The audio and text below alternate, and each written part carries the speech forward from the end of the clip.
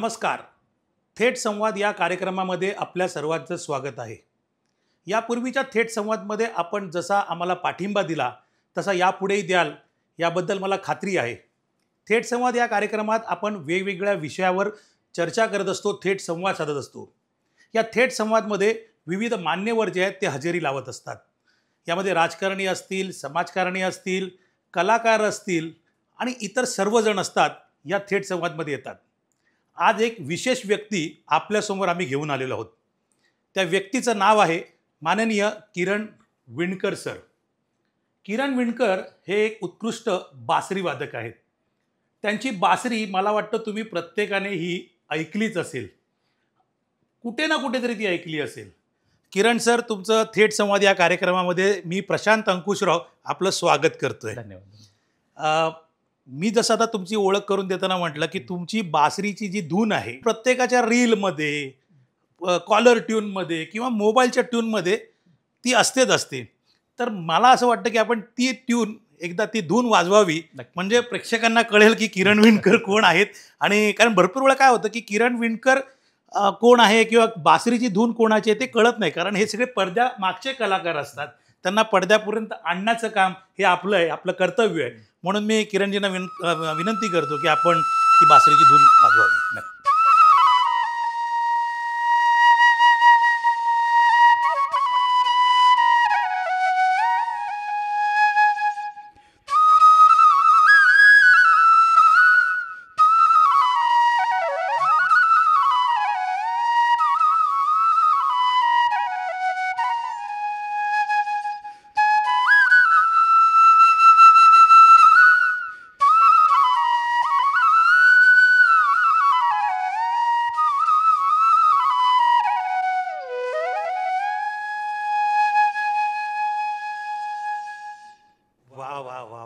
खरं बघायला गेलं तर सर, ही किरणजी बासरी म्हणजे हे गोड वाद्य आहे. खरंच.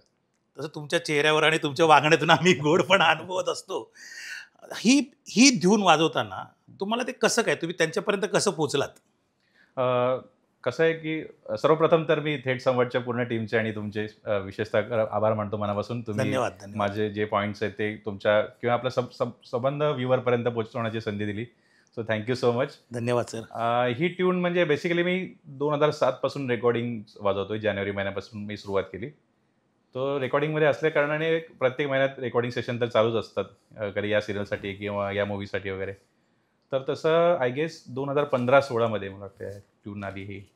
तर तेव्हा त्यांनी मला कॉल केला, जे ह्या ट्यूनचे मेकर आहेत जितेश पंचाल, नंदी आणि असे 2-3 जणांची ती टीम होती. त्यांनी मला कॉल केला की उद्या तुम्ही अवेलेबल आहात का, रेकॉर्डिंगला यायचं आहे आणि अशी महाभारत सिरियल चालू आहे स्टार प्लसवर. सर त्या टीमसाठी कृष्णाची एंट्री त्या याच्यात दाखवत आहेत. तेव्हा त्या एपिसोडपासून कृष्णाची एंट्री त्या एपिसोडमध्ये आहेत. तर जेव्हा कृष्णाची एंट्री होईल ती डिफाईन करण्यासाठी आपल्याला एक सिग्नेचर ट्यून पाहिजे. तर ती आपल्याला वाजवायची आहे. तर मी पण अगदी म्हणजे खुश झालो, कारण आपण लहानपणापासून ते कृष्णा सिरियल वगैरे ऐकायचो. तर तो साऊंड एकदम कानामध्ये बसला होता, म्हणजे ते जी ट्यून रवींद्र जैनजींनी कंपोज केली होती वगैरे. सो मी गेलो स्टुडिओमध्ये आणि त्यांनी मला ब्रीफिंग दिली की जसं आधीचं कृष्णा सिरियल हिट होती, त्यांचे जे टायटल सॉंग्स हिट होते, तशी आपल्याला एखादी मेलोडी बनवायची. तर त्यांनी मला ती ब्रीफिंग दिली आणि त्यांनी मला ती समजवली ट्यून. तर मी ती माझ्या परीने वाजवली. आणि मग तेव्हा मला माहीत नव्हतं की ही ट्यून एवढी पॉप्युलर होईल, पण ती कालांतराने लोकांना आवडत गेली. आणि बस ते मी म्हणजे स्वतःला खूप नशिबान समजतो की माझ्या नावावर ही ट्यून. सर खरं बघायला गेलं तर आम्ही भाग्यवान आहोत की तुमच्याकडनं ही ट्यून आलेली आहे. सर, हा प्रवास करताना, तुम्ही कुठे बाहेर प्रवास करताना असं कधी झालंय की दुसऱ्याच्या बाजूच्या मोबाईलमध्ये ही ट्यून वाजली आहे? बऱ्याच वेळा. आता एकदा दीनानाथ मंगेशकरला माझा कार्यक्रम होता. तर तिथे ग्रीन रूम मध्ये मी बसलो होतो रेडिओ. तर एक ऑडियन्स मधून एक आले आणि असंच गप्पा मारता होता, तुम्ही काय करता म्हणून. तर त्यांना फोन आला आणि त्यांच्या फोनमध्ये तीच ट्यून वाजली. तर त्यांना म्हणाले की हे जे तुमच्या फोनमध्ये वाजतंय ना, हे माझं काम आहे. क्या बात आहे. ते खुश झाले. म्हणजे काय म्हणतं, हे आपने बजाय? म्हटलं हो मैंने बजाय. तर बऱ्याच लोकांना हे माहित नसतं, पण कुठेही हे एवढी कॉमन ट्यून आहे ना की एअरपोर्टला तुम्ही कुठेही जा, ट्रेनमध्ये जा, ही कोणाच्या आमच्या फ्लोअरमध्ये पण इनफॅक्ट समोरच्या एक फ्लॅटमध्ये राहतात, त्यांची पण कॉलर ट्यून तीच आहे, रिंगटोन तीच. त्यांना माहिती आहे का तुम्ही वाजवली ती? मला वाटतं नसेल माहिती.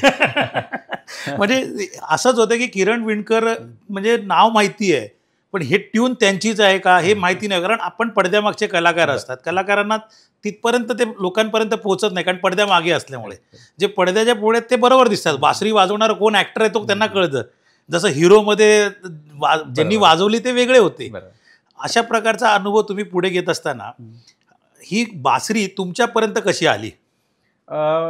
तुम्ही म्हणाल तर माझ्या पहिली जी खेळणी आहे ती बासरीच आहे, कारण जेव्हा मी 5 वर्षाचा होतो तेव्हा मी जत्रेत वगैरे जायचो, तेव्हा मला तो बासरीचा साऊंड खूप आवडायचा. ते खेळणे विकायचे ना, ते वाजवायचे. तर तिथून मी सुरुवात केली. ती उभी बासरी आधी तुम्ही बघितली, ती फेरीवाले विकतात आपले, तर ती बासरी मी हातात घेतली आणि मी डायरेक्ट गाणी वाजवायला लागलो त्याच्यावर, सारेगम शिकता. तसं मला वाटलं की बहुतेक हे इन्स्ट्रुमेंट आपल्यासाठीच आहे. आणि मग शाळेमध्ये आमचे एक भुमया मास्तर होते, त्यांनी मग मला बघितलं की हा बासरी छान वाजवतो. तर 1ली ते 4थी त्यांनी मला ती बासरी, उभी बासरी शिकवली, कशी वाजवतात, सा कसा वाजवायचा रे, फिंगर पोझिशन बासरीचं, तर त्यांनी मला शिकवलं आणि तेव्हापासून ती आवड निर्माण होत गेली बासरीची. सर तुम्ही म्हणता की उभी बासरी आणि आडवी बासरी, कारण उभी बासरी आम्ही वाजवली तर ते फुंक मारली की ती आवाज येतो, पण आडवी बासरी तिथून आवाज येत नाही. म्हणजे नेमकं त्याच्यातलं गणित काय आहे की तुम्हाला कशी जमली ती? बेसिकली हा एक पोकळ बांबूच आहे. म्हणजे तुम्ही आता बघाल की याच्यात ना तारा आहेत किंवा ना स्किनचा काहीच यूज नाही केलाय. फक्त आपल्याला 50% हवा आत आणि 50% बाहेर, ते कॅल्क्युलेशन ठेवून आतली हवा आणि आपली जे आपण तोंडाने फुंकर घालतो त्याचं घर्षणाने तो साऊंड तयार होतो. तेवढं हे नॅचरल इन्स्ट्रुमेंट आहेत आणि म्हणून मला वाटतं कृष्णदेवाने हे वाद्य निवडलं असणार. कारण एवढं नेचरशी कनेक्टेड आहे, तर त्याचा साऊंडच एवढा अप्रतिम, एवढा गोड वाटतो. त्याच्यामुळे मला ते अपील झालं की हेच इन्स्ट्रुमेंट आपण करूया. सर कृष्णदेवाने वाजवलेली बासरी, त्यानंतर किरण विणकर हे जे बासरी वाजवत आहेत, आणि दोघांचं जर बघायला गेलं दोघंही नटखट आहेत. जरी म्हणजे किरण विणकर जी असे वाटत असले की बाबा एकदम शांत स्वभाव वाटतं, पण तसं नाही आहे. जर त्यांच्याशी गप्पा मारायला गेला की ते कळतात की नटखट माणूस आहे, पण त्यांची बासरी वाजते ती एकदम कान्हासारखी वाजते. सर आपण आतापर्यंत हे एकच महाभारत सिरियलचं बघतोय, पण अशा तुम्ही बऱ्याच सिरियल्स असतील, बरेच सिनेमा असतील. मराठी सिनेमामध्ये कोणते कोणते मराठी सिनेमा केलेत? कट्यार काळजात घुसली मी वाजवले, पुष्पक विमान वाजवले, आणि काशीनाथ गाणेकर, आणि आता एक संगीत मान अपमान त्याचे बॅकग्राऊंडचे पीसेस वाजवलेले, पांघरुण एक वाजवलेले आहे. एखादी झलक आम्हाला ऐकायला मिळेल मराठी सिनेमामधली कोणती? एक कट्यार काळजात घुसलीमध्ये एक थीम होती, ती मी तुम्हाला ऐकवतो.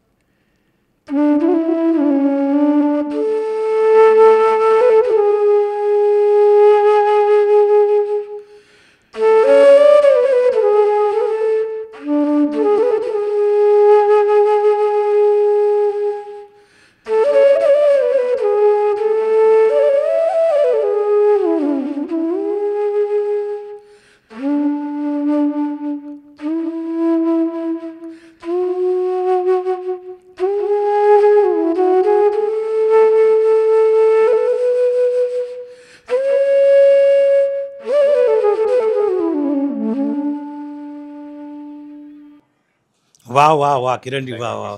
सर मराठी सिनेमामध्ये तुम्ही वाजवलं, तुमचं शिक्षण मराठीतून झालं की इंग्रजीमधून झालं, कोणत्या भाषेतून झालं, आणि तुमचं गाव कोणतं? म्हणजे मूळचा मी, म्हणजे माझा जन्म तर इकडचा आहे, नवी मुंबई सानपाड्याचा. आमचं गाव आहे जालना, आणि शिक्षण अनफॉर्च्युनेटली आम्हाला इंग्लिश मिडियम नाही आहेत, त्यामुळे मराठी मीडियम मध्ये झालेलं आहे. मी अनफॉर्च्युनेटली त्याच्याकडे म्हटलो की कॉम्पिटिशन आता खूप आहे ना, इंग्लिश तुम्हाला आलं पाहिजे वगैरे. तर ब्लाइंड स्कूल आमची आहे वरळीला, नेहरू सेंटरच्या इकडे एक सफेद कलरची बिल्डिंग आहे. आमच्या शाळेचं नाव आहे happy home and school for the blind. Okay okay, हा बरोबर. तर तिथे मी 1990 ते 2003 तर तिथे माझं शिक्षण झालं. आणि ते हॉस्टेल होतं, म्हणजे आम्ही रविवारी जायचो शाळेत आणि शुक्रवारी आमचे पेरेंट्स आम्हाला घ्यायला यायचे. सो 5 दिवस आम्ही हॉस्टेलमध्ये असायचो. हॉस्टेलची मजा केली की नाही? हॉस्टेल खूप खूप भरपूर. पण सर तुम्ही हे तिकडे शिक्षण, पण मेन मुख्य शिक्षण म्हणजे जे पहिलीपासून जे शिक्षण आहे ते कुठे गेलं? म्हणजे ते 1ली ते 10वी आम्ही happy home and school for the blind मध्येच केलं. त्याच्यानंतर मी केसी कॉलेजला होतो, 12वी पर्यंत मी केलं, आणि मग नंतर चांगल्या मार्काने पास होऊन मी स्वतः म्युझिकसाठी एज्युकेशन क्विट केलं. ओके. कारण कॉलेजमध्ये असताना पण मी सेकंड डे पासूनच कॉलेजच्या इव्हेंटला जॉईन झालो, तर मी लेक्चरला जायचोच नाही. तो प्रोफेसर ओरडायचे की थोडा स्टडी में भी ध्यान दिया करो, पण इंटरेस्ट त्याच्यामध्ये होता. सो कॉलेज लेवलचे जे कॉम्पिटिशन असतात, उमंग फेस्टिवल, किरण फेस्टिवल, त्या फेस्टिवलमध्ये आम्ही कॉलेजला रिकमेंड करायला, कॉलेजला कॉलेजच्या थ्रू आम्ही जायचो. सर बासरीचं शिक्षण कुठे घेतलं म्हणजे म्हणजे खरं अर्थाने शिक्षक कोण बासरीमधला तुमचा? हां, खऱ्या अर्थाने तर मी पहिला क्रेडिट देईन आमच्या शाळेमध्येच. आमचे बुमया मास्तर त्यांनी जे मला जे क ख ग घ बासरीतलं शिकवलं. हं, नंतर 10वी मध्ये असताना असंच मी एकदा म्युझिक रूममध्ये आमचे सगळे ड्रॉवर चेक करत होतो, तर मला आडवी बासरी सापडली, जी आता मी सध्या वापरतोय. हो. तर मी म्हटलं की ही बासरी कशी वाजते? कारण त्यांनी मला उभी बासरी शिकवली होती आणि 4थी नंतर अनफॉर्च्युनेटली ते आमची स्कूल सोडून गेले हं, आणि त्याच्यानंतर मग तो 4थी ते 10वी एक गॅप आला माझ्या फ्लूट प्लेइंगमध्ये. मग मी गाणे गायचो शाळेमध्ये. हां. तर 10वी ते असं ड्रॉ चेक करत असताना मला ती फ्लूट सापडली आणि मग तेव्हा मला ते फुंकर तो साऊंड येत नव्हता बासरीचा, आवाज कसा आहे तो. हां, जसं आमचा अजूनही आडवा कधीच येत नाही. तर माझे मित्र काही ते फुंकर वाजायचे, तर मी असं करायचो, एक काम करा तुम्ही फुंकर वाजवा, मी बोटांनी स्वर वाजवतो. हां. तर मला 1 महिना लागला. पण त्याच्यानंतर मग मी वाशीला गंधर्व कला निकेतन म्हणून आहे. हं. तर गंधर्व कला निकेतनमध्ये मी जॉईन झालो. तिकडे प्रकाश हेगडे म्हणून होते. ओके.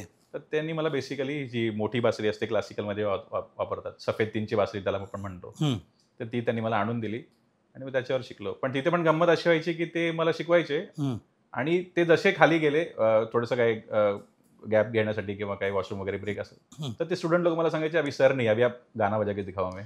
हं. तर मला गाणे वगैरे वाजवता येत होत्या, पण हे बेसिकली जे क्लासिकल जे शास्त्रीय शुद्ध पद्धत किंवा शास्त्रीय संगीत आहे ते मला येत नव्हतं, ते त्यांनी शिकवलं. मग काय कॉलेजमध्ये कोणती गाणी वाजवायचात तुम्ही? तेच म्हणजे मुलं होती का मुली पण होत्या नाही कॉलेज? नाही, मुलंच होती. मग तरी कोणती गाणी शिकायला. असायची तरी? हां. तेच आहे आपले, नाही म्हणजे काही कुछ ना कहो वगैरे काही किंवा सिलसिला. एखादं कॉलेज त्याची आठवण आहे का आता हो, कधी? नक्की, नक्की. सर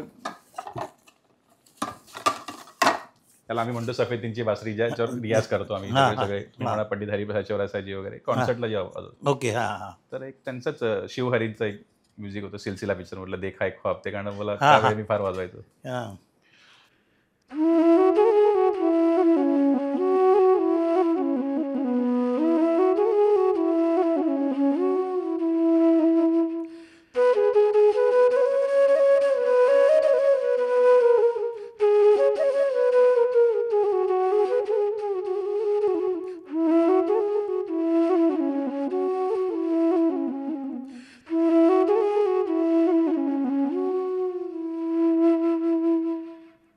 ही अशी गाणी. क्या बात आहे. पण तुम्हाला हे बासरी हातात घेतल्यावर तुम्हाला घरच्यांचा सपोर्ट होता का म्हणजे असं? मला फुल सपोर्ट होता, म्हणजे घरच्यांनी खूप सपोर्ट केला. पण कधी कधी आई म्हणायची, म्हणजे मी जेव्हा नवीन नवीन बासरी शिकलो तेव्हा, म्हणजे घरात जेव्हा आलो बाहेरून, हं, तेव्हा पाणी न पिता डायरेक्ट बासरी घेऊन बसत. तर आई म्हणायची की अरे कमीत कमी पाणी तरी पी. हं, तर पण ती म्हणाली की तुला जे करायचं आहे ते तू कर, पण 100% फोकस नाही कर. तर त्यामुळे तिचा फार सपोर्ट होता. आणि माझ्या मित्रांनी पण जे मध्ये, म्हणजे ॲक्च्युली तुम्ही म्हणालात ना तसं, हं, 4थीमध्ये जे आमचे सर शाळा सोडून गेले, त्याच्यानंतर दुसरे सर आले. हं, तर ते म्हणाले की बासरी हे वाद्य वगैरे सगळे घरी बसून वाजवायचं वाद्य, तू बासरी नको वाजवू, तू गाणं वगैरे कर. हं, कारण तेव्हा तेवढं चलन नव्हतं मध्ये, हं. काही एखादा काळ आला होता तेव्हा बासरी वगैरे नव्हते यूज होत. कीबोर्डचा जो ट्रेंड आला होता, तो कीबोर्ड इलेक्ट्रॉनिक. मी येणार आहे त्या विषयावर पण येणार आहे. पण जर तुम्ही आता प्रत्येक वेळेला म्हणता की मी मध्ये काही ठिकाणी एक गाणं गात होता, एखादी झलक कारण सगळ्यांना माहिती आहे किरण दादा हात फक्त जोडून माफी मागतो. आता तो तसा आवाज राहिला नाही. नाही, चालेल आणि चालेल. नाही, शक्यतो गाणं मी 10वी गाणं क्विट केलं. हां, आणि मग मी म्हणतो ना, जे आमचे शाळेतले जे मित्र आहेत, जे आम्ही आज एवढे वर्ष झाले, 30-35 वर्ष आम्ही एकत्र आहोत, हां, त्यांनी सांगितलं की तू नको ऐकू, तू जर बासरी शिकतोस तर तू त्याला कंटिन्यू कर. हं.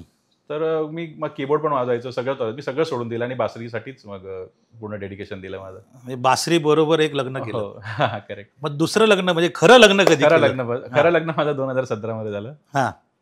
पण ते काय छुपे छुपे प्यार प्यार क्या की खरं ठरवून कसं काय? अरेंज मॅरेज आमचं, काय म्हणता? असं हे लोक म्हणतात. खरं काय म्हणजे अरेंज मॅरेज म्हणजे देखा खरं मी on एक camera ख्वाब, सांगणार नाही, जसं कारण तुम्ही आता सिलसिला मधलं गाणं वाजवलं, माझी बायको पण हा इंटरव्ह्यू बघेल. आणि बघायला म्हणजे खरंच प्रेमाचं. नाही, तसं आम्ही ओळखत तर होतो 2005 मध्ये कम्प्युटर क्लासला हां. भेटलो होतो, पण आमचं काही असं कम्युनिकेशन नव्हतं, म्हणजे काय हं, हं, फक्त हाय हॅलो बोललो. हं. त्याच्यानंतर आमचा एक ग्रुप होता, एक उडान म्हणून, हां, त्या ग्रुपमध्ये ती यायची, हं. सो तिथे ओळख वगैरे झाली. पण तसं काय तिथूनच उडान भरलं. तसं काय, हां, प्रत्येकाच्या आयुष्यात एक असा टप्पा येतो ज्या टप्प्यातला आपण मायूस होऊन जातो, नाराज होऊन जातो. असा कुठला टप्पा तुमच्या आयुष्यात आलाय का? तसं तर नाही. तो मध्ये जो शाळेतला पिरियड होता तोच, कारण हां. बासरीची आवड होती आणि मग त्यांनी वाजवता नव्हती येत, कारण ते लवकर सोडून गेले, त्याच्यामुळे जरा डिप्रेशन, म्हणजे त्या वयात तर म्हणजे ही गोष्ट मोठी वाटते डिप्रेशन वगैरे. हा. पण असं दुःख असं वाटायचं की अरे का नाही मी वाजवू शकत आहे वाद्य, का सर सोडून गेले वगैरे. हा. तर तसं त्याच्यानंतर टचवूड अजूनपर्यंत तरी Touchwood तशी आहे. काही हा. प्रेज आली नाही, कारण म्युझिकनी आणि भरपूर दिलंय आणि जेवढा सपोर्ट बासरीने मला केला तेवढाच माझी पत्नी पण मला तेवढं, आणि सगळा परिवार त्यांचा क्या बात त्यांचा आहे. पूर्ण सपोर्ट आहे मला. पण लोकांचं असं बघणं असतं की म्हणजे सॉरी टू से पण की म्हणजे लोकांना म्हणा, अरे ब्लाइंड आहे म्हणून त्याला थोडंसं लोक सहानुभूती हो दाखवतात. तसं पण initially- खरं बघायला गेलं तर म्हणजे माझ्या दृष्टीने की सहानुभूती नाही, जर समोर जे दिसतं ते खरं दिसतं. तर तुमच्याकडे असा कधी अनुभव आलाय का तुम्हाला असं? हो आलाय हा. बेसिकली बघा डाऊनफॉल तर बरेच येऊन गेलेत. हा. म्हणजे जसं 2008 मध्ये आई मला सोडून गेली, अरे बापरे, तर सॉरी. त्याच्यानंतर मी एकटाच होतो. हम्म. तर मी माझा भाऊ वगैरे आम्ही तो माझा स्ट्रगलिंग पिरियड 2018 ते 17 सॉरी 8 ते 17 तो माझा स्ट्रगलिंग पिरियड होता. पण त्यात माझ्या मित्रांनी आणि रुपालीनी बराच सपोर्ट केला, त्याच्यामुळे निघू शकलो. आणि मग जेव्हा रेकॉर्डिंग करायचं तर कधी कधी असा एकदा इन्सिडेंट असा झाला होता की मी रेकॉर्डिंगला गेलो होतो, तर तिकडे काही कोरस गाण्यासाठी सिंगर झाले होते. त्यांनी बघितलं मला, मग ते ज्यांनी मला बोलवलं त्यांनी ती कमेंट दिली की अरे वाह आपने इनको फ्लूट के लिए बुलाया, क्या बात है, बहुत अच्छा है, आपको पुण्य मिलेगा. अरे बापरे. हा. तर ते म्हणाले की हमने उनको पुण्य कमाने के लिए नहीं बुलाया, हा. वो उनका प्लेइंग है इसीलिए हमने उनको बुलाया. हा.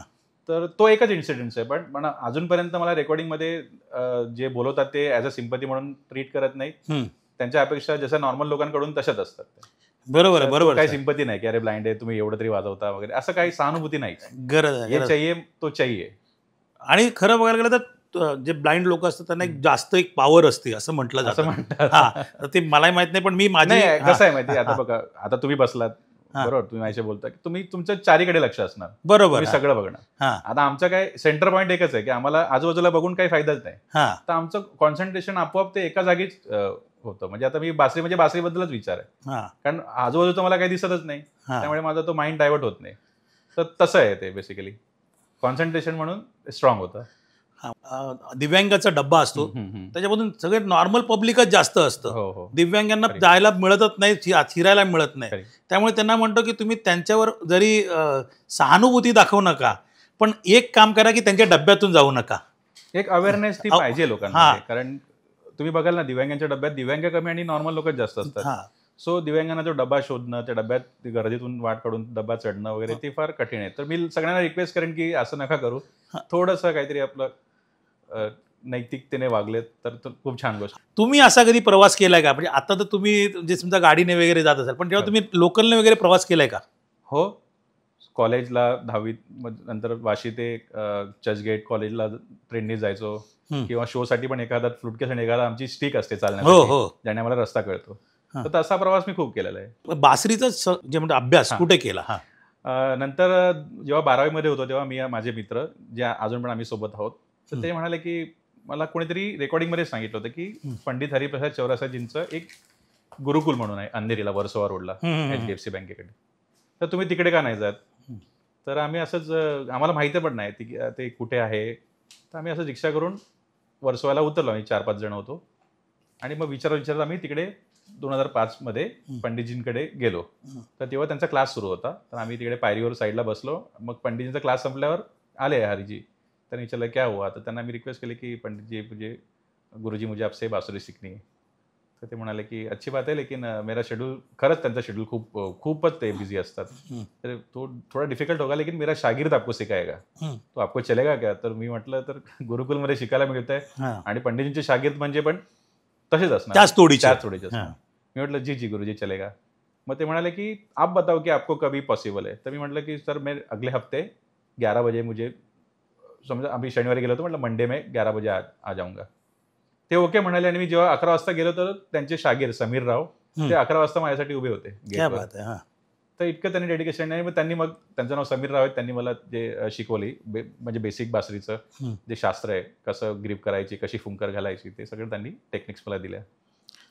सर तुम्ही आता एवढी तुमची ती पेटी आहे, ती मी दाखवतो काय म्हणाला, पेटी एवढी मोठी पेटी आहे, तर एवढ्या बासरी आहेत, म्हणजे अनगा मोडक यांच्या भाषेत बोलायचं तर विधभर बासरीपासून हातभर बासरी आहे. तर एवढ्या बासरी तुम्ही त्या कशा प्रकारे त्या हाताळता? तेच सगळ्यांना तेच कौतुक वाटतं. हो, पण कसं आहे, मी हा नेहमी वापरतो बासरी ना, त्यामुळे मला त्याच्या आकारावरून किंवा त्याच्या टचवरून मला त्या माहीत झाल्यात बासरी की ही बासरी ही अशी आहे. त्यामुळे ते पटकन मी हात लावले की मला ते कळते की ही बासरी ही आहे. मृदुंग झाला बरोबर. किंवा व्हायोलिन झालं, ह्याला ट्यून करता येतात. बरोबर. मग ही बासरी ट्यून कशी करतात, बा- केली जाते का म्हणजे? हो हो, बासरी जे मेकर असतात, जे बासरी बनवतात हा. ते बेसिकली ट्यून करतात. पण एक हा. कॅल्क्युलेशन आहे संगीतचं, 440 त्याला म्हणतो आपण, हा. म्हणजे परफेक्ट पिच, परफेक्ट सूर. हा तर बासरी ही मुळात 440 कधीच नसते. हा ती तुमच्या प्लेइंगमध्ये फुंकरमुळे, जसं हा. मी तुम्हाला हा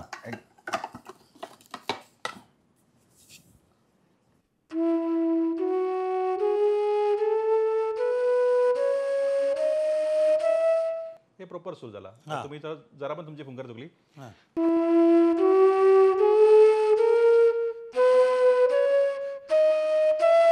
असं होतं. ओके. हा आता ही बनवणारी 440 बरोबर पिचिंग मध्ये बनवलेलीच आहे. हा पण आपल्याला फुंकर किती घालायची येतात, किती प्रेशरने वाजवायचं आहे, हा ही या वाद्याची कमाल आहे. त्यामुळे तेवढंच कॉन्सन्ट्रेशन पाहिजे, आणि हेच आम्हाला ते गुरुजींनी आम्हाला शिकवलं. बरोबर. आता तुम्ही सिरियल्स मध्ये पण बॅकग्राऊंड देता, हो. सिनेमामध्ये पण देता, हॉरर्स मध्ये पण भरपूर ठिकाणी आपण बासरी ऐकतो. हो.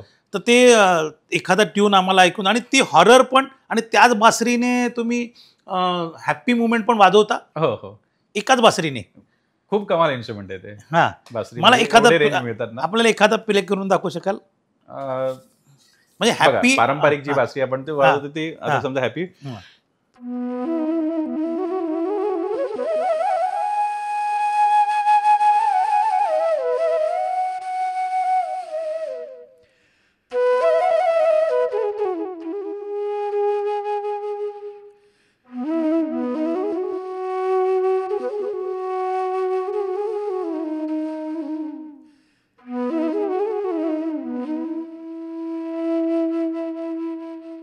डार्क पोर्ट्रे करायचं असेल तर थोडासा ड्रॉइंग.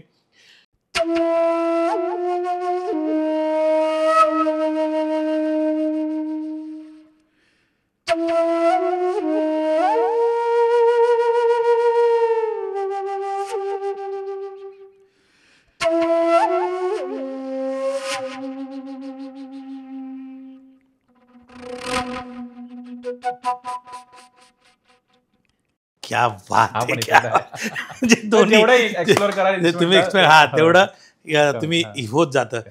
आता तुम्ही आपण मगाशी बोलल्याप्रमाणे कीबोर्डवर देखील ते बासरी बरं, वाजतात. बरं. दोघांमधला फरक कसा असतो तो म्हणजे? खूप फरक. आता तुम्ही बासरी कीबोर्डनी जे वाजते हा त्यात मीड असते किंवा गमक आहे, ते मिळत नाही आपल्याला. हा सरळ सरळ सरळ जशी की फ्लूट त्यांची वाजवतात बाहेर, त्या फ्लूट सारखा तो साऊंड येतो.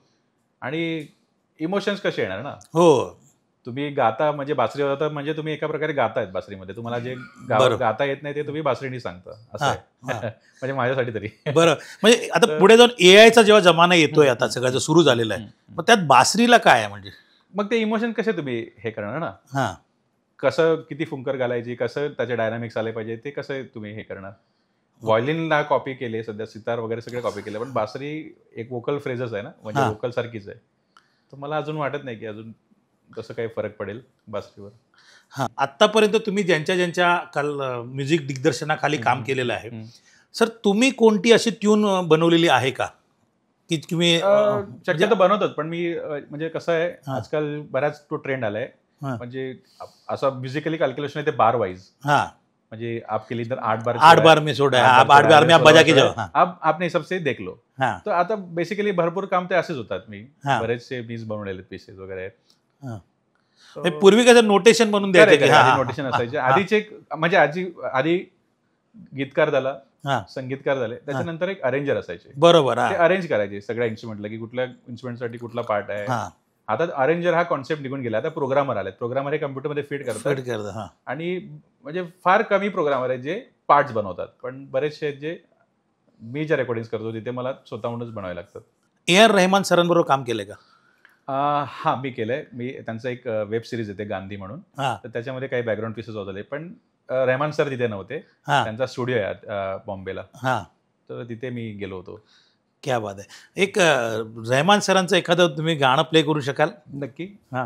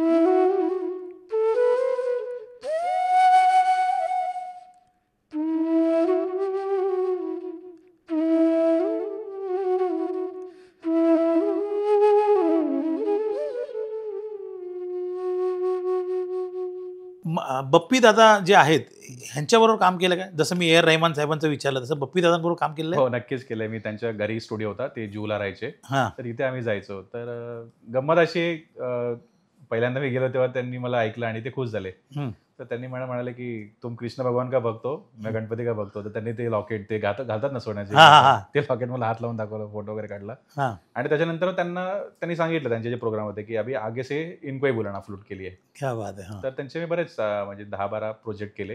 हं. ते काही नाही, ते फ्रीडम द्यायचे. ते गाणं ऐकवायचे, "ये फील को समझो और आप अपने हिसाब से बजाओ." आणि एका तासात म्हणजे 15-20 मिनिटात तर त्यांचं गाणं ओके पण व्हायचं. क्या बात आहे. म्हणजे फार कूल होतं ते, छान.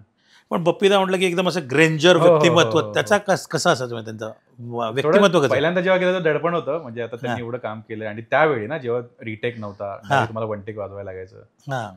तर कसं ते म्हणजे आपण कसं त्यांच्यासमोर वाजवायचं किंवा आणि त्यांना कळतं ना सगळं. जसं व्हॉइस ओव्हर आर्टिस्ट जसं आम्ही म्हणतो की हं, व्हॉइस हं, ओव्हर आर्टिस्टला मी फोन करून सांगतो की हे हा तुझा व्ह्यू आहे, हा मला लगेच व्हॉइस ओव्हर करून देतो. लगेच तो 15-20 मिनिटात बरोबर. त्याचा मेल येतो. बरं. फ्लूट होतं असं होतं का पीसेस वाटवले जातात की 8 बारमध्ये 12 बारमध्ये किंवा 16 बारमध्ये असे पाठव असं? हो, होतात ना. हं. होतात. घरी आता माझ्याकडे घरी सेटअप आहे, तर मला गाणी पाठवतात ते लोकं. "मैं आपको गाना भेज रहा हूँ, आप अपने हिसाब से डिझाइन करके दे दो." म्हणजे आता फक्त फ्लूट प्लेइंग राहिलं नाही, आता ते डिझाइन पण झालंय. म्हणजे Design. तुम्हालाच डिसाईड करायचं की इथे किती फ्लूट वाजवायचे आहेत, इथे फिलर कसं येतील, किती फ्लूटचं कॉम्बिनेशन किंवा कसा पीस बनवायचा आहे ते. सर पूर्वी गाण्यामध्ये जेव्हा हिंदी सिनेमाची गाणी किंवा मराठी सिनेमाची गायले की मध्ये एक फिलर असायचा एक, म्हणजे की गाण्याच्या 2 ओळीच्या मधला एक फिलर बरोबर, असायचा. बरोबर. तो आता कुठे दिसत नाही, पण तो फिलर पण तुम्हाला ते आता तुम्हाला स्टार्टिंगचे म्युझिक पण दिसणार नाही. कारण आता तुम्ही बघाल, हां. एक गोष्ट मला ते FM रेडिओ वगैरेवर दाखवतात, ती गोष्ट मला पटत नाही. ते लोकं म्युझिक एडिट करून गाणे दाखवतात लोकांना, म्हणजे ऐकवतात. हां. सो नका ऐकू, कारण त्या म्युझिकमध्ये त्या कलाकाराची खरी मजा आहे ना. समजा आता तुम्ही तू ही रे गाणं घेतलं, तुम्ही गाणं प्ले केलं आणि जो तू ही रेचा बासरीचा पीस कट करून तुम्ही डायरेक्ट अंतरात पेस्ट करून तुम्ही जर लोकांना ऐकवला, तर लोकांना कळणारच नाही की तू ही रे गाण्यामध्ये बासरी पण वाजली आहे. ते मजाच तर काढून हे टाकले. हां, तर ते रेडिओवाल्यांनी हे बंद करायला. तुम्ही गाणं जसंच्या तसं लोकांना ऐकवा. कारण तुम्ही ॲडसाठी तसं पण एनिवे टाईम घेतात ना. हो. म्हणजे तुम्ही 5 मिनिटाचं गाणं आणि मग 10 मिनिटाची ॲड देता. त्यापेक्षा गाणं 10 मिनिटाचं करा, ॲड 5 मिनिटाची ठेवा. किंवा 10 मिनिटाची ॲड करा, 10 मिनिटाचं गाणं वाजवा, पण पूर्ण वाजवा. पूर्ण वाजवा. असं करू शकतो. मी समजू शकतो कमर्शियल काही गोष्ट असतात, हां. रेव्हेन्यू जनरेट होतो. हां. पण म्युझिक पीसेस एडिट नाही केले तर बरं होईल. कारण हां. तीच तर कलाकाराची गंमत आहे. कारण लोकांनी का फक्त सिंगर्सलाच ऐकायचं? म्युझिशियनचा पण तेवढाच रोल आहे ना. टीम वर्क आहे. टीम हे टीम वर्क आहे. आधीची गाणी म्हणून तर हिट होते. आधीची गाणी आपल्याला अजून आवडतात, कारण ती सगळ्यांचं तर सोल होता, सगळ्यांची एनर्जी होती, कलेक्टिव्ह एनर्जी. हां. आता ती कुठेतरी मिसिंग आहे. कारण तेच मी आम्ही जेव्हा कुठला ऑर्केस्ट्रा बघायला जातो किंवा कुठे, तर तुम्ही एखादं गाणं सुरू असताना मध्ये मध्ये बरोबर ते जे फिलर्स असतात आणि ते पण सगळे बासरीचे फिलर बरोबर, असतात, बरोबर. ते आता कुठे दिसत ते नाही. अरेंजरनी आणि प्लेयर जो समजा बासरीवादक आहेत त्यांनी मिळून ते त्याला श्वास घ्यायला देखील ती एक जागा त्यांनी हां, निर्माण केलेली correct, असते. correct. हां, ते प्रॉपर कॅल्क्युलेटिव्ह म्युझिक असायचं आधीचं हां. आणि त्याच्यात काहीतरी एक थॉट असायचा. थोडं. आता तो कुठेतरी मला मिसिंग वाटतो. कारण आता तुम्ही म्हणाला की हे गाणं तुम बजाव, लेकिन आता मी काय वाजू ना, हां. शेवटी माझंच ती एनर्जी जाणार. पण जर तुम्ही जर मला सांगितलं की इथे ते असं वाजव, तर हे संपूर्ण गाणं तुमचंच आहे. करेक्ट. हां. तो हा एक ट्रेंड, मला वाटतं तो कधी ना कधीतरी हा ट्रेंड येईल, परत सगळे एकत्र येऊन करतील. हां, कारण आता बघा ना, आता इलेक्ट्रॉनिक वरून परत एकदा सगळं अकॉस्टिक वर आलेलं आहे. लोक सगळे परत तुम्ही स्टेज शोला, लाईव्ह शोला तुम्हाला स्ट्रिंग सेक्शन दिसत नव्हते, ब्रास सेक्शन नव्हते हां. दिसत. आता काही मोठे मोठे ऑर्गनायझर्स ते लोक ठेवतात. आधी ड्रम नव्हता, ऑक्टोपॅडवरच करायचे. हो. पूर्वी 4 जणांमध्ये करायचे, आता कमीत कमी बरोबर. 20 जण तरी 20 दिसत आहेत. correct, हां, correct. म्हणजे आता मला वाटतं तो trend येईल. ट्रेंड येईल. एक व्हायोलिनच्या 2 व्हायोलिन झालेत, असे 10 व्हायोलिन येऊ, 50 कारण येऊ. तुम्ही सांगा ना, ते बिगे होट तेरे वगैरे हे गाणे ऐकायला लोक काय जातात थिएटरमध्ये? हां, तेच आहे. आपण लग जा गले वगैरे ही जी जुनी गाणी ती गाणं ऐकायला जाऊ ना. म्हणजे याच्यातून एक आपण पॉझिटिव्ह ठेवूया की हळूहळू येईल तो ट्रेंड. हां, ते दिवस पुन्हा येतील. येईल. बासरी वाजवताना आणि पुंगी वाजवताना दोघांमध्ये फुंकर घालावी लागते, किंवा आता तारपा वगैरे जे बरोबर, कसे जे आहेत, बरोबर. तर त्यातला काही फरक आहे का, किंवा तुम्ही एखादं काही इन्स्ट्रुमेंट तुमच्याकडे असेल? एक पुंगी म्हणाला तुम्ही, पण हां. त्याच टोनचं एक इन्स्ट्रुमेंट माझ्याकडे आहे, हां. चायनाचं हुलुसी म्हणतात त्याला. मी हां. दाखवलं तुम्हाला. हां.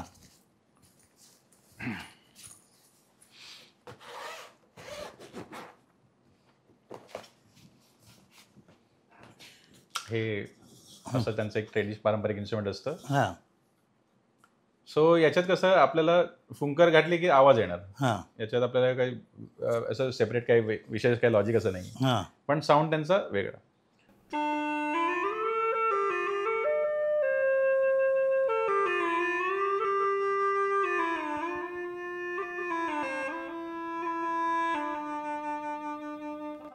हा एक त्याचा एक साऊंड आहे हां आणि सेकंड त्याचा एक 2 साईडला तुम्ही बघेल हां पाईप हां दिले तर हा ड्रोन हां आहे. हां.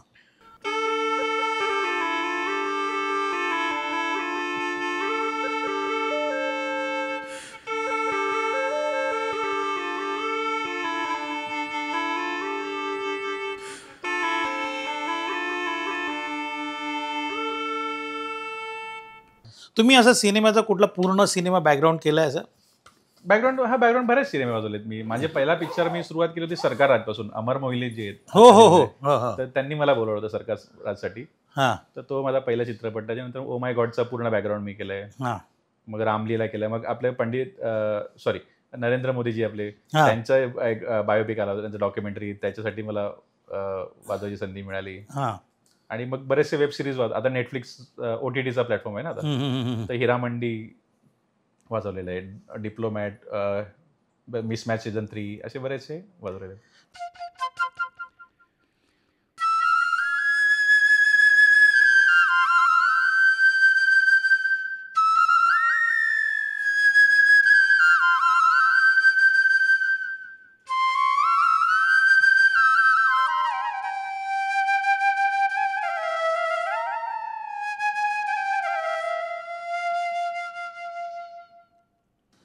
क्या बात आहे सर. आपण आता नोटेशनवरची जेव्हा चर्चा करत होतो, ब्रेन लिपीमध्ये कोण नोटेशन देतात का? नाही, कारण तुमचे हात बिझी होणार ना, मग तुम्ही वाचणार आणि मग वाजणार कसे? हां. हां, त्याच्यामुळे नाही पण पहिलं तुम्ही वाचताना तर तसं काही कोण देतं? तसं ती मला वाटतं इथे तरी फॉरेनला आय गेस आहे ती हां. लिपी, पण हां. इथे आपल्या देशात नाहीये ती. नाहीये. Okay sir. पण तुम्हाला नोटेशन पेक्षा आम्ही बाय हॅर्ट करून वाजवणं तोच प्रिफर करतो. ते चांगलं आहे म्हणजे. होऊ शकतं. Okay sir. सरकारकडनं तुम्हाला कधी काय असं अवॉर्ड्स वगैरे किंवा काही असं दिलंय काही? नाही, सरकारकडून तर सध्या काही नाही, कारण मी अजून सोलोइस्ट नाहीये बेसिकली. मी एक रेकॉर्डिंग आर्टिस्ट आणि शोज वगैरेसाठी. पण- माझं लाईट क्लासिकल प्लेइंग आहे. पण तरी असलं तरी एक किरण विणकर हे असं एक नाव आहे आणि तुम्ही ठाण्यात राहताय. म्हणजे ठाण्यामध्ये मुख्यमंत्री, माजी मुख्यमंत्री, उपमुख्यमंत्री, नाही, माजी नंतर तशा- सगळे आहेत. म्हणजे त्यांचं लक्ष जावं किरण विणकरांकडे ही देखील मी या आपल्या कार्यक्रमातून विनंती करतो. सर नाही, बघतीलच हा कार्यक्रम. थोडा आपण शेवटाकडे चाललेलो आहे. जर आपल्याला बासरी शिकायची असेल तर आपण काय कोणाचं नाव सांगाल? म्हणजे असं म्हणजे जे आताचे तरुण पोरांसाठी तरुण मुलांसाठी. हो, जसे तरुण मुलं आता बरेच तुम्ही गुरुकुलमध्ये जाऊ शकता. पहिली गोष्ट तर पंडित हरिभाई चौरसियांनी एक फार मस्त पाऊल उचललेलं आहे सगळ्यांसाठी.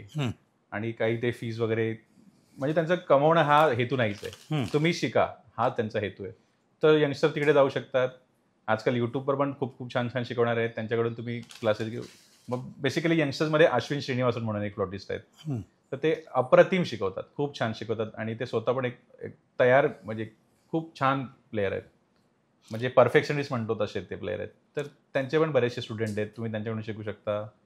पारस आहे का यंगस्टर्समध्ये, पारसनाथ म्हणून आहे, ते पण छान वाजवतात. ते पण मला वाटतं शिकवतात, त्यांच्याकडे तुम्ही शिकू शकता.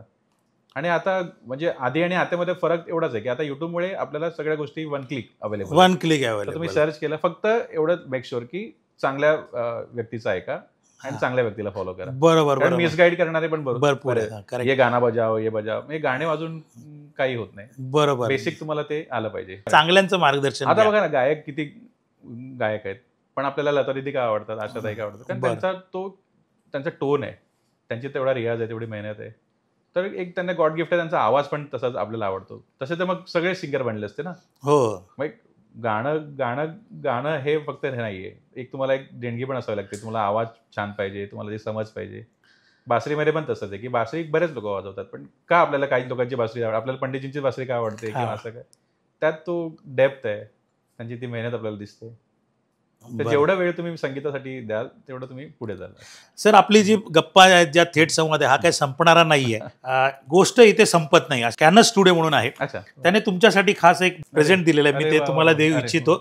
आपण घ्या. हा, हे कॅनस स्टुडिओ म्हणून आहे, त्याच्यातर्फे त्यांनी मला दिलेलं. ही गोष्ट इथे संपत नाही. आपली पण ही गोष्ट जी आहे, आपला जो थेट संवाद आहे, हा काही संपणाऱ्यातला नाहीये. पण मला पण फार छान वाटलं थेट संवादच्या पूर्ण टीमला, कारण हे जे तुम्ही इनिशिएटिव्ह घेतलंय, जे कलाकारांची किंवा कुठल्याही क्षेत्रातल्या लोकांची गोष्ट लोकांपर्यंत पोहोचवणं, ह्या स्टेपला मी सॅल्यूट करतो. आणि धन्यवाद मनापासून तुम्ही हे पाऊल उचलल्याबद्दल. धन्यवाद. आणि हा कार्यक्रम तुम्हाला कसा वाटला हे तुम्ही नक्कीच या कमेंट सेक्शनमध्ये द्या.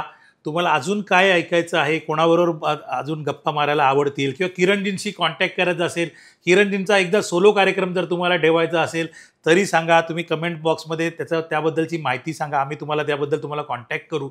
आमचा नंबर तर आम्ही डिस्प्ले करतोच आहोत. त्याचप्रमाणे आत्तापर्यंत तुम्ही आमच्या या थेट संवाद कार्यक्रमाला भरपूर प्रतिसाद दिलेला आहे. म्हणजे चंद्रकांत प्रल्हाद शिंदे यांच्या जो आपण इंटरव्ह्यू केला होता त्याला 4.5 लाखाच्या वरती तुम्ही पसंती दाखवलेली आहे. तुम्ही लाईक शेअर करत झाला आमचा कार्यक्रम, जेणेकरून आम्हाला यातून काहीतरी प्रेरणा मिळेल. आणि आजचा कार्यक्रम आजचा थेट संवाद इथेच संपवतो. आणि किरणजी, तुम्ही आमच्या या कार्यक्रमात वेळात वेळ देऊन आला, कारण किरणजी अतिशय बिझी माणूस आहे, त्याच्यातही त्यांनी आपल्याला वेळ दिला, त्याबद्दल किरणजी तुमचे खूप खूप धन्यवाद. धन्यवाद.